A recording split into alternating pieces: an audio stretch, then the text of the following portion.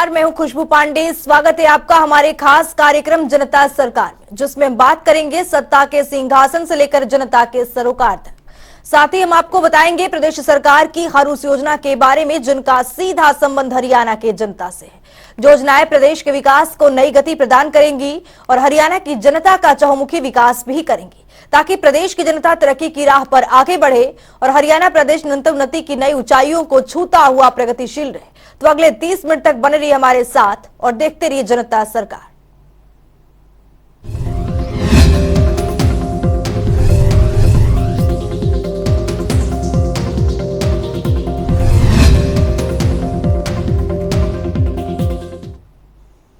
हरियाणा के गुरुग्राम में Brahma Kumari Om Shanti retreat centre में women as foundation of a value based society विषय पर नेशनल कन्वेंशन आयोजित किया गया। इस सेमिनार में राष्ट्रपति द्रौपदी मुर्मू ने बतौर मुख्य अतिथि शिरकत की। इस अवसर पर राष्ट्रपति ने कहा कि भारत G20 की अध्यक्षता करते हुए सामाजिक और आर्थिक उत्थान में अपनी सक्रिय भूमिका निभा रहा है और आज आर्थिक समृद्धि के साथ विश्व के 5वें पायदान पर भारत दुनिया में अग्रणी बन रहा है। रिपोर्ट देखिए।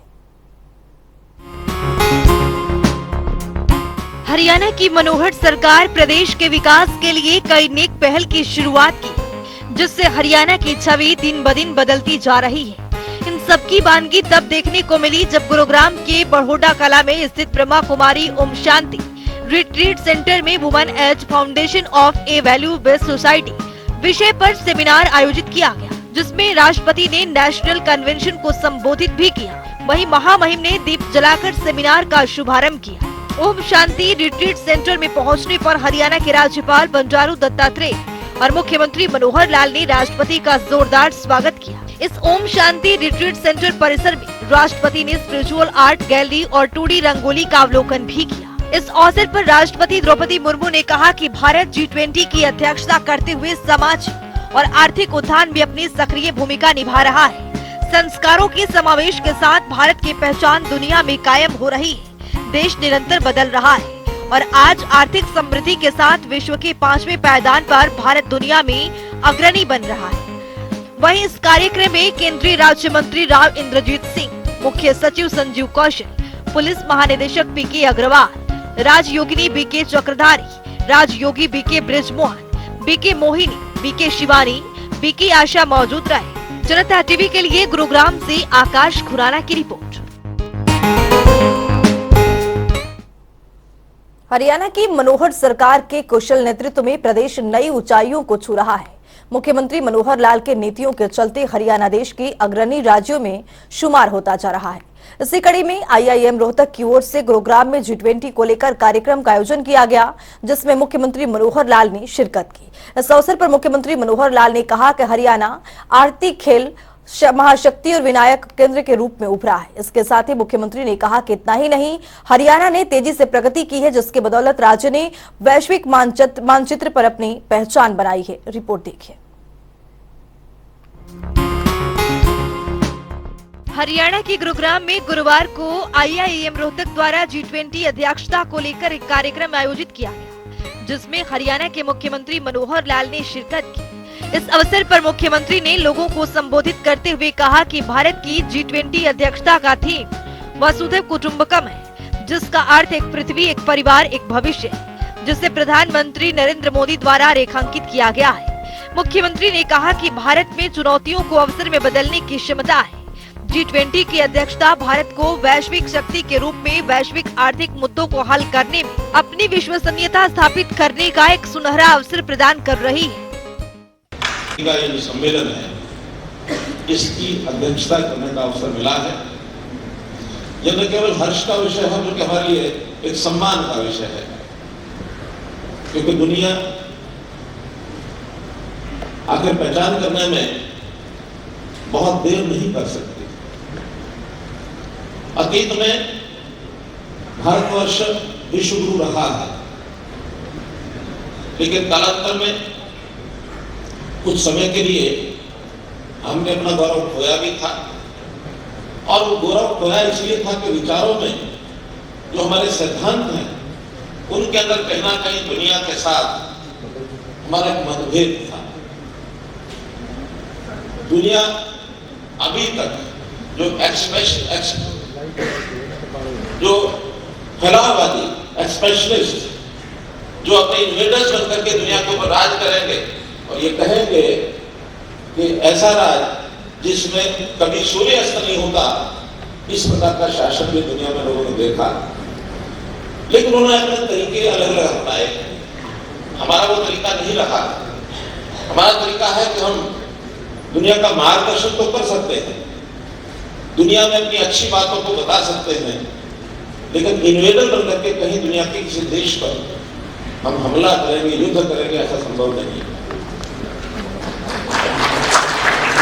इसलिए हमारी अपनी जो ताकत है, उस ताकत के आधार पर आज दुनिया में कितने ही प्रकार के संकट जो दिखाई दे रहे हैं, जिसके बारे में भारतवर्ष को विश्व के सब लोग देख रहे हैं, और हमने उसमें से रास्ता निकाला भी है।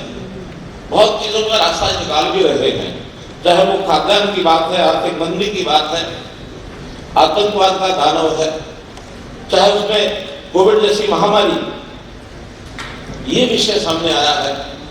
कितने विषयों पर हमने विजय पाई है, न केवल विजय पाई है, जो जिनकी आवश्यकता है उनकी मदद भी की, उनकी सहायता भी की।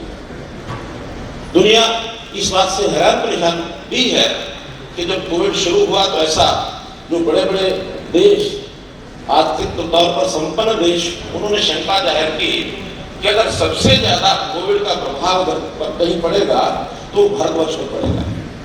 क्यों? आबादी बहुत है और हम उतने साधन संपन्न भी नहीं थे जितने कुछ और देश हैं। स्वाभाविक उनका शंका उनके स्वभाव की, लेकिन जिस प्रकार से उसमें से हम बाहर निकले और जैसे हमने 2 वैक्सीन इजाद की और दुनिया के उन देशों को जिनको जरूरत थी उनको भी सप्लाई की, अपने आप को बचाया, बहुत देशों को बचाया। आज दुनिया के लोग समझते हैं कि भारतवर्ष में देश पोटेंशियल, आज तक क्षमता है। हम अपनी क्षमताओं का जैसे जैसे दोहन कर रहे हैं, वैसे वैसे हमारी ताकत को और दुनिया जान रही है। मुख्यमंत्री मनोहर लाल ने कहा कि क्षेत्रफल की दृष्टि से हरियाणा देश के 21वीं और जनसंख्या के दृष्टि से 18वें स्थान पर है, लेकिन हरियाणा देश के सकल घरेलू उत्पाद में 3.87% का योगदान दे रहा है। इतना ही नहीं, राज्य देश के निर्यात में 4% का योगदान करता है।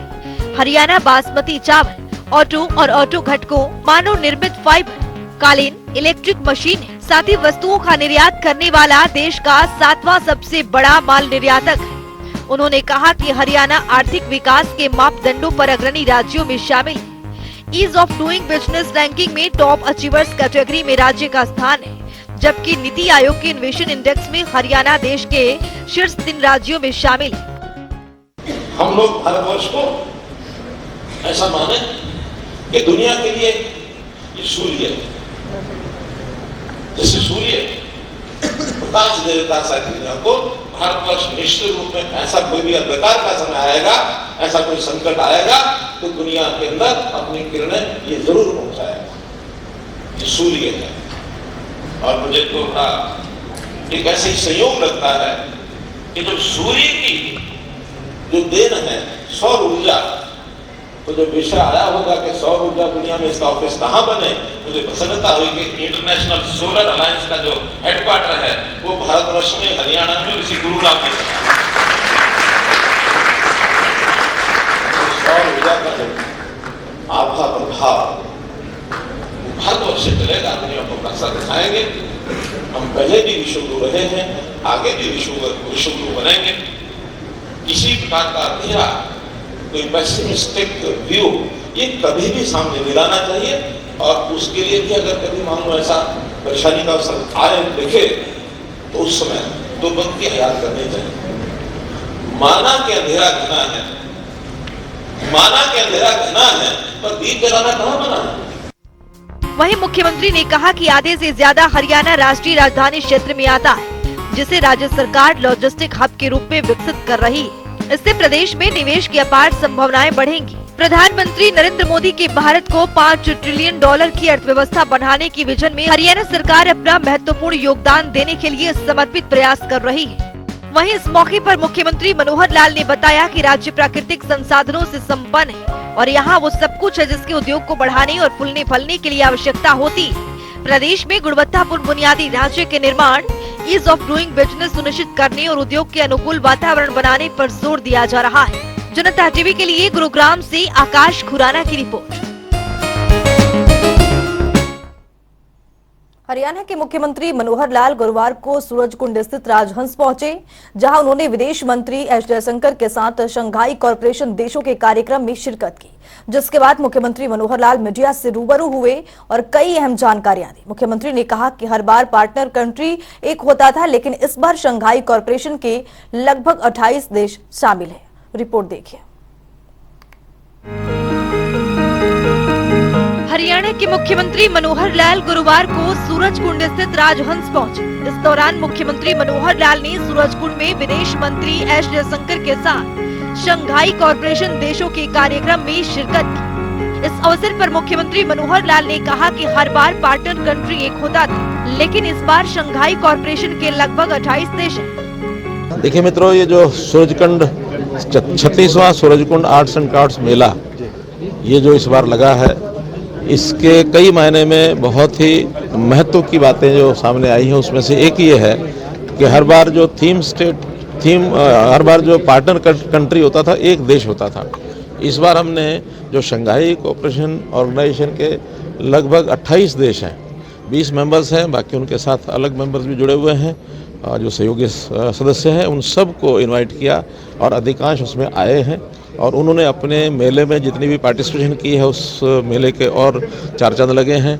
आज ऐसे सभी जो SCOs कंट्रीज़ के जो एम्बेसडर्स थे उनको हमने इनवाइट किया था, एक प्रकार से थोड़ी बातचीत के नाते से म्यूचुअल कोऑपरेशन, हरियाणा के साथ उनका कितना सहयोग और आगे बढ़ सकता है उसके लिए हम भी तैयार हैं। उन्होंने भी अपनी उत्सुकता दिखाई है और मोर ओवर इस बार SCO जो ऑर्गेनाइजेशन ये है, इसकी जो अध्यक्षता प्रेसिडेंटशिप वो भारत को मिली है।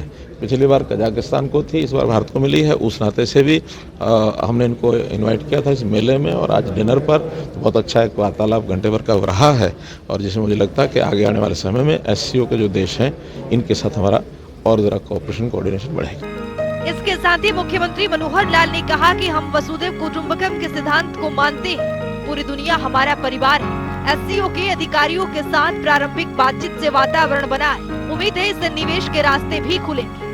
देखिए G20 का इस बार वो भी अध्यक्षता भारतवर्ष कर रहा है और बहुत से देश उसमें भी आए हैं, वो भी अलग अलग से एक एक देश के लोग यहाँ आ रहे हैं। हमने अपने भारतवर्ष को पूरे दुनिया में किस प्रकार से प्रोजेक्शन करनी है, वास्तव में G20 के जो कंट्रीज़ हैं ये more than half of the population ये सारे कंट्रीज़ करते हैं और अगर SCOs को जोड़ लिया जाए तो 2/3 पॉपुलेशन ऑफ द वर्ल्ड ये इसमें सब में समाती है। तो हमने इन सब को हरियाणा के लिए भी आमंत्रण दिया है, निमंत्रण दिया है। हमने हमेशा जो मैं प्रयोग करता हूं कि जो इस प्रकार की बिज़नेस की डीलिंग्स होती हैं वो B2B बिज़नेस टू बिज़नेस होती है, B2G बिज़नेस टू गवर्नमेंट होती है, G2C गवर्नमेंट टू कस्टमर होती है, लेकिन हम हमेशा इस व्यवहार को H2H यानी दिल से दिल मिला करके हम इससे काम करते हैं और हमारे व्यवहार से बहुत ही प्रभावित होते हैं। गीता की इस भूमि पर वो आए और इन्वेस्टमेंट करें या जो भी सहयोग सहायता आपस में कर सकते हैं, हमने उनको इनवाइट किया है कि हम उनको वो आएंगे, उनके सामने आके पल के सब बिछा कर बैठे हैं, दिल से दिल मिलाएंगे और दुनिया को जो वसुधैव कुटुंबकम जो एक बात कही गई है हमारी सांस्कृतिक पहलू में, तो हम पूरे विश्व को एक परिवार मान करके आगे बढ़ने का जो एक भारत की एक संस्कृति है, देश के प्रधानमंत्री ने भी हम वसुधैव कुटुंबकम की नीति पर चलेंगे, ये हमारा G20 को भी और SCO को भी ये एक कहना संदेश दिया है हमने और उससे निश्चित रूप से भारत का स्थान दुनिया में बहुत आगे बढ़ रहा है। बजट पर जानकारी देते हुए मुख्यमंत्री मनोहर लाल ने कहा कि पिछले 3 सालों से लगातार बजट को लेकर लोगों से बातचीत करते हैं। वित्त मंत्री के नाते चौथा बजट है, लोगों से बहुत अच्छे सुझाव मिलते हैं। केवल ब्यूरोक्रेट या नेता ही अच्छा सुझाव दे सके ऐसा नहीं है, बाकी लोग भी बेहतर सोचते हैं।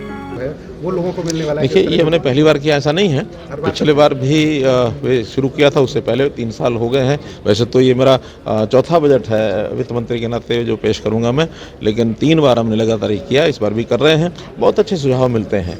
ऐसा नहीं है कि केवल जो सरकारी जो लोग होते हैं, चाहे वो ब्यूरोक्रेट्स हैं या हमारे जो नेता हैं, केवल वही सोच सकते हैं। बाकी लोग भी बहुत सोचते हैं। स्टेक होल्डर्स वास्तव में जिनको बजट के अच्छे बजट का लाभ होता है, उनके भी अच्छे सुझाव आते हैं, उन सबको सम्मिलित करते हैं और बाद में उन सबको सम्मिलित करने के बाद एक अच्छा बजट ये आएगा, ऐसा विश्वास दिलाता हूँ। बाकी स्वाभाविक है, जो बेहतरीन वहाँ आया वो सारे देश की दृष्टि से हरियाणा का बजट हरियाणा के लोगों के लिए एक बेहतर बजट आएगा और केंद्र का जो बजट आया उसमें भी ज़्यादा लाभ जितना हम हरियाणा के लिए ले पाएंगे। ग्लोबल सिटी को लेकर मुख्यमंत्री मनोहर लाल ने कहा कि रोजगार के अवसर बढ़ेंगे, जिससे प्रदेश के नागरिकों का उत्थान होगा। हरियाणा सरकार रोजगार की दिशा में काम कर रही है, जिससे प्रदेश के लोगों का भलाई हो सके। जनरल बातचीत होती है, उनको हमारे प्रोजेक्ट सभी प्रोजेक्ट्स बताते हैं। केवल एक ग्लोबल सिटी ही नहीं, कोई इंडस्ट्री लगाना चाहता है इंडस्ट्री लगाए, कोई डेवलपमेंट में करना चाहता है डेवलपमेंट, इंफ्रास्ट्रक्चर में करना चाहता है इंफ्रास्ट्रक्चर में करे, एजुकेशन, मेडिकल, और फिर ग्लोबल सिटी भी उसमें एक पार्ट है। तो इन सब चीज़ों में हमने उन्हें इन्वाइट किया, बातचीत। हरियाणा के मुख्यमंत्री मनोहर लाल के दूरगामी सोच के चलते प्रदेश का मनोहर विकास हो रहा है और हरियाणा नई ऊंचाइयों को छूता हुआ प्रगतिशील होता जा रहा है। ब्यूरो रिपोर्ट, जनता टीवी। हरियाणा की मनोहर सरकार प्रदेश के किसानों के हित में कई कदम उठा रही है ताकि प्रदेश का किसान समृद्ध हो सके। इसी कड़ी में हरियाणा सरकार ने किसानों के लिए मेरा पानी मेरी विरासत योजना भी शुरू की है। इसके तहत कई पहल प्रदेश सरकार ने की है, जिसमें से एक है सूक्ष्म सिंचाई योजना। इस योजना के अंतर्गत किसानों को हर खेत तक पानी पहुंचाना सरकार का मकसद है। रिपोर्ट देखिए। हरियाणा प्रदेश मेहनत कश भूमि पुत्रों की वो धरती, जिस पर वो अपनी कड़ी मेहनत से भरपूर अन्न उपजाते हैं। कृषि प्रधान प्रदेश होने के नाते हरियाणा प्रदेश का अपना ही मान है, लेकिन इन बीते दशकों में प्रदेश के कृषकों को खेती बाड़ी के काम में कई तरह की समस्याएं भी झेलनी पड़ी। इसमें फसलों की सिंचाई सबसे ज्यादा परेशानी का कारण रहा। भौगोलिक दृष्टिकोण से हरियाणा प्रदेश में प्राकृतिक जल संसाधन के स्रोत सीमित है। प्रदेश के किसानों को लंबे समय तक सिंचाई के लिए भूजल स्तर में सुधार लाना और कृषि के उपयोग में लाई जाने वाली पर्याप्त जलापूर्ति करना सरकार के लिए अपने आप में एक बड़ी चुनौती थी। लेकिन जो बीड़ा मनोहर सरकार ने उठाया, उसे पूरा किया जाना भी बेहद जरूरी था। लिहाजा सरकार ने इन वर्षों में कुछ ऐसे बड़े एक्सपेरिमेंट्स किए जो अब तक देश में किसी भी राज्य में नहीं आजमाए गए थे। हरियाणा सरकार ने मेरा पानी मेरी विरासत योजना के तहत सूक्ष्म सिंचाई परियोजना को धरातल पर उतारा, ताकि प्रदेश के किसानों को किसी तरह की कोई दिक्कत न आए। खेती बाड़ी में नहरी या ट्यूबवेल के जरिए परंपरागत फ्लड इरिगेशन सिस्टम की तुलना में सूक्ष्म सिंचाई परियोजना किसानों के लिए वरदान साबित हो रही है। दरअसल फ्लड इरिगेशन सिस्टम से जहां एक और भूजल का अत्यधिक दोहन होता है, वहीं पानी की खपत भी अधिक रहती है। भविष्य में जल संसाधनों की आवश्यकता को देखते हुए सूक्ष्म सिंचाई परियोजना हरियाणा सरकार की दूरदर्शी सोच और सिंचाई प्रबंधन की एक बेहतरीन विधि साबित हो रही है। तो चलिए ग्राफिक्स के जरिए समझते हैं। सूक्ष्म सिंचाई प्रणाली में कम पानी से अधिक क्षेत्र की सिंचाई की जाती है। इस प्रणाली में पानी को पाइपलाइन के जरिए जल स्रोत से खेत तक पानी पहुंचाया जाता है। सूक्ष्म सिंचाई प्रणाली अपनाकर 30 से 40% तक पानी की बचत होती है। इस प्रणाली से सिंचाई करने पर फसलों की गुणवत्ता, उत्पादकता में भी सुधार होता है। सरकार भी प्रति बूंद अधिक फसल मिशन के तहत फव्वारा व टपका सिंचाई विधि को बढ़ावा दे रही है। हरियाणा सरकार किसानों को हर एक बुनियादी ढांचे मुहैया कराती है। पाइपलाइन बिछाना, भंडारण टैंकों का निर्माण और सोलर पंप निःशुल्क मुहैया कराना। 95% तक सब्सिडी, खेतों में ड्रिप और स्प्रिंकलर सूक्ष्म सिंचाई यंत्र भी उपलब्ध। सिंचाई परियोजना की रखरखाव और साफ सफाई के काम के लिए विभाग को सरकार की तरफ से मनरेगा मजदूर मिलते हैं। वो साफ सफाई का काम समय समय पर करते रहते हैं। प्रदेश के किसान इन परियोजनाओं से खुशहाल हैं, क्योंकि हर क्षेत्र में नहरों का पानी हर खेत तक पहुंच रहा है। पानी की कहीं पर कोई कमी नहीं रहती। ज्यादा पानी की आवश्यकता धान की फसल में होती है, इसके लिए भी सरकार हर तरह की सुविधा प्रदान कर रही है। हरियाणा की मनोहर सरकार के इस दूरगामी सोच से प्रदेश के खेतों में नहर का पानी वक्त पर पहुंच जाता है। समय समय पर विभाग की ओर से साफ सफाई करवाई जाती है। कहीं पर कोई मेंटेनेंस का काम करना हो तो उसका भी काम विभाग के द्वारा समय समय पर किया जाता है। सरकार की सिंचाई परियोजना के व्यापक प्रचार प्रसार के लिए प्रदेश में किसानों को जागरूकता शिविरों का भी आयोजन किया गया ताकि किसानों को उसकी महत्ता और इससे होने वाले फायदों के बारे में जागरूक किया जा सके। कृषि में सूक्ष्म सिंचाई परियोजना की विधि अपनाने वाले किसान इससे संतुष्ट हैं, क्योंकि इस विधि के जरिए जरूरत के मुताबिक पानी की सिंचाई के प्रयोग में लाना मुमकिन हो पाया है, जबकि पहले फ्लड इरिगेशन की विधि से बहुत सा पानी बर्बाद हो जाया करता था और इसी भूजल दोहन की वजह से जल स्तर में भारी गिरावट दर्ज की गई थी। हरियाणा सरकार के इस तरह के प्रयासों का ही नतीजा है कि आज कुशल जल प्रबंधन से सिंचाई के लिए पर्याप्त जल की बेहतर व्यवस्था हो पाई है। हरियाणा प्रदेश भौगोलिक दृष्टि से शुष्क और कम जल की उपलब्धता वाले प्रदेशों में गिना जाता है, जहां इन वर्षों में मनोहर सरकार ने भूजल दोहन को नियंत्रित कर जल स्तर बढ़ाने, वर्षा जल को बचाने, खेती में सिंचाई के पुराने परंपरागत तरीकों के स्थान पर सूक्ष्म सिंचाई प्रणाली को प्रचलित करने, किसानों को कम पानी वाली फसल बोने के लिए प्रेरित करने के साथ साथ नहरों के टेल तक पानी पहुंचाने और मानसून में नदियों के अतिरिक्त जल को भी प्रयोग में लाने जैसे अनेक सार्थक प्रयास किए हैं, जो हरियाणा सरकार की कुशल प्रबंधकीय व्यवस्था और उसकी सार्थक होती दूरगामी सोच को परिभाषित करती है। ब्यूरो रिपोर्ट, जनता टीवी। तो चलिए अब खबरों में आगे बढ़ते हैं। हरियाणा में मुख्यमंत्री मनोहर लाल के नेतृत्व में नागरिकों के स्वास्थ्य के लिए चिरायु योजना की शुरुआत की गई है। ग्राफिक्स के जरिए समझेंगे। चिरायु हरियाणा से गरीब परिवारों को निःशुल्क मिल रहा उच्च स्तरीय उपचार। ऑपरेशन के लिए 228 तो वही दवाइयां 500। प्रदेश के 1,80,000 तक की वार्षिक आय वाले 29 लाख परिवारों को मिल रहा 5 लाख तक का स्वास्थ्य लाभ। तो मनोहर सरकार की ओर से लगातार कई पहल की शुरुआत की जा रही है ताकि प्रदेश में लोग स्वस्थ जीवन जी सके। वहीं अगर टेस्ट की बात करें तो 70 है, दंत चिकित्सा की बात करें तो 21 है, अगर दवाइयों की बात की जाए तो 50 है। 1,80,000 तक की वार्षिक आय वाले परिवारों को ये लाभ मुहैया होगा। तो चलिए अब जान लेते हैं कि आज के इस सवाल का विजेता कौन है।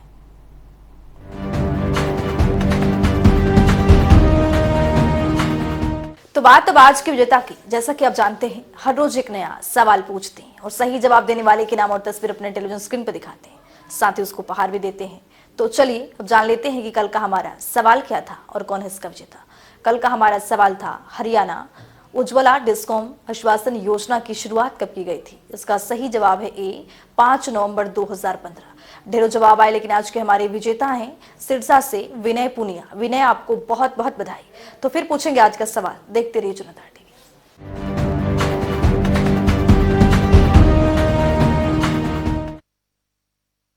वक्त हो गया है आज की मुलाकात का। आज की मुलाकात में हम हर दिन नए शख्सियत से आपको रूबरू कराते हैं और उनकी कार्य प्रणाली पर बारीकी से नजर डालते हैं, जानते हो तमाम योजनाएं जो बनी है हरियाणा की जनता के लिए। तो ऐसे ही शख्सियत जनता टीवी ने खास बातचीत की है। इनका नाम है अजय कुमार, जो कि नूंह से उपायुक्त के पद पर काबिज हैं। सुनिए।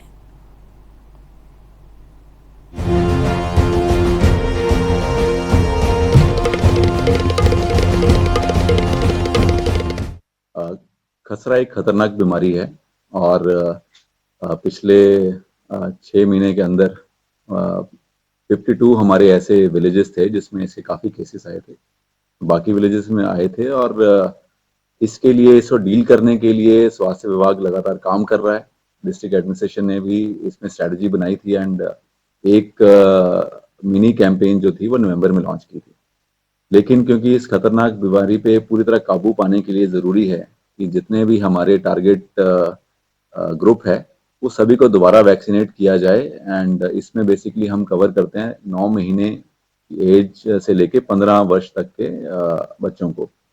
तो इसके लिए मेगा कैंपेन जो अब हम शुरू करने वाले हैं वो 6 फरवरी से उसकी शुरुआत की जाएगी और 1 महीने तक हम इसमें जुटेंगे।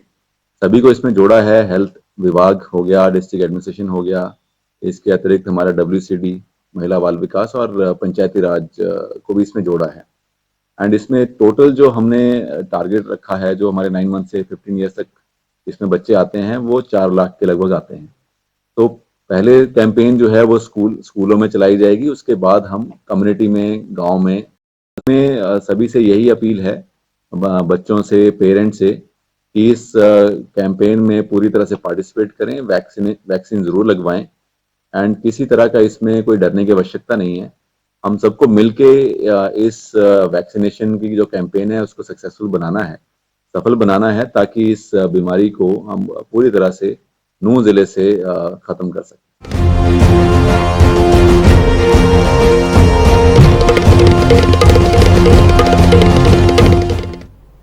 तो वक्त हो गया है आज के सवाल का, तो चलिए अब जान लेते हैं कि आज के सवाल में क्या कुछ है।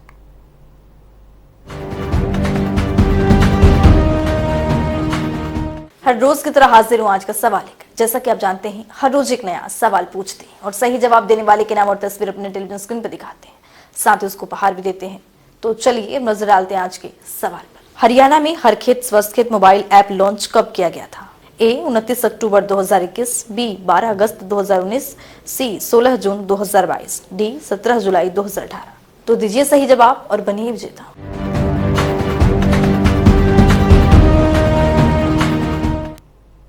तो हमारे खास कार्यक्रम जनता सरकार में आज के लिए इतना ही। नमस्कार।